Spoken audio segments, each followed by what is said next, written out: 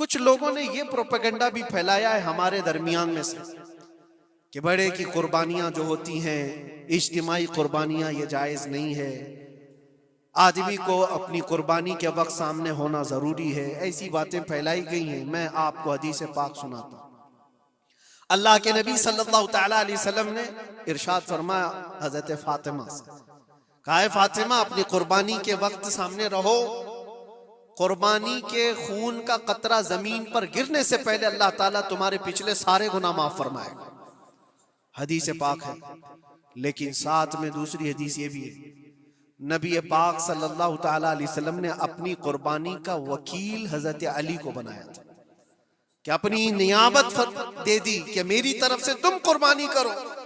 इस तरह से जो मुसलमान इस्तिताअत नहीं रखता खुद करने की, वो अपनी जानिब से किसी दूसरे को वकील बना सकता है। शरअन जायज है, किसी को भी वकालत दी जा सकती, नियाबत दी जा सकती है, मेरे तरफ से तुम कुर्बानी करो।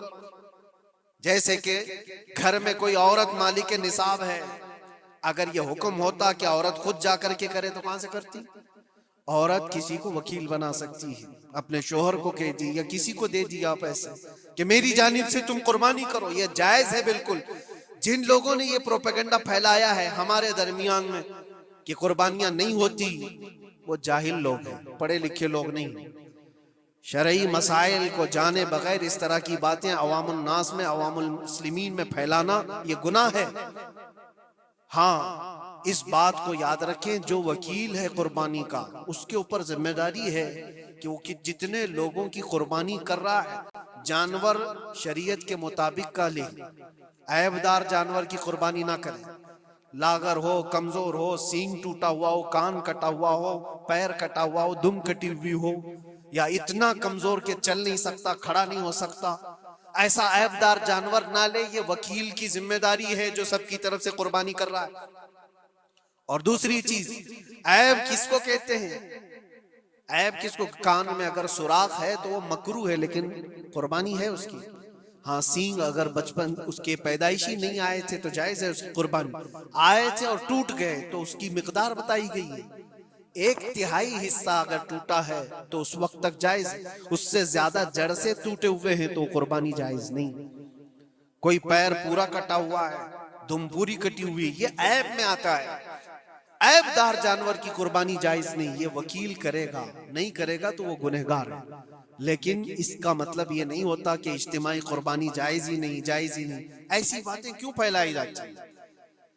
हदीस पाक में मिलता है कि नियाबत और दूसरे को वकालत देना जायज है। अब कुछ लोग ये भी फैलाते हैं कि कुर्बानी के जो हिस्से लिए जाते हैं, गोश्त दिया जाए तो उसकी कीमत अलग होती है, गोश्त ना लो तो उसकी कीमत अलग होती है। सब फैली हुई चीजें हैं। उसका रीजन भी पता करना चाहिए। ऐसी बगैर इल्म के बात करने से 4000-5000 रुपए का एक हिस्सा आता है अगर शहर में कोई बड़ा जानवर ज़बा करे, क्योंकि महंगा मिलता है बैल। और बाहर जब जाकर के कोई ज़बा कर रहा है तो वही एक हिस्सा 1500 रुपए में, 2000 में हो जाता है। तो कुछ लोगों को ये गलत फहमी फैलाई जाती है कि ये लोग करते ही नहीं है और ऐसे ही पैसे वसूलते हैं। ऐसा नहीं।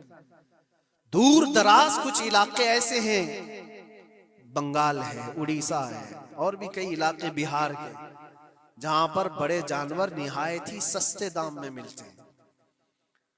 बल्कि वहां पर जानवरों की कीमत सिर्फ 5000, 6000 और 10,000 के नीचे होती है। बड़े जानवरों की जो हमने देखे हैं, वहां जाकर कुछ तंजीमें कुर्बानी करती हैं। अगर वो सही तरीके से शरीयत के मुताबिक जानवर लेकर के कर रहे हैं तो कोई हर्ज नहीं।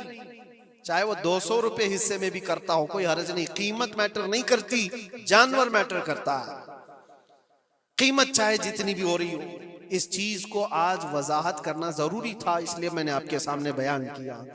गलत फहमियों में ना फैले, गलत फहमियां ना फैलाएं, खुद भी बचे। हाँ, अफजल क्या है? अफजल तो ये है कि अल्लाह ने तुम पर वाजिब किया, तुम जाओ अपने हाथ से, तुम जाओ। क्योंकि हदीस पाक में मिलता है कि तुम अपने हाथ से कुर्बानी करो अगर ताकत रखते हो। उसके खून का कतरा गिरने से पहले तुम्हारे पिछले सारे गुनाह अल्लाह माफ फरमाएगा। यह अफजल है। ये सारी बातें थी जो ईद कुर्बान से रिलेटेड थी। अल्लाह करीम हम सबको उसकी रजा के लिए कुर्बानी करने की तौफीक अता फरमाए।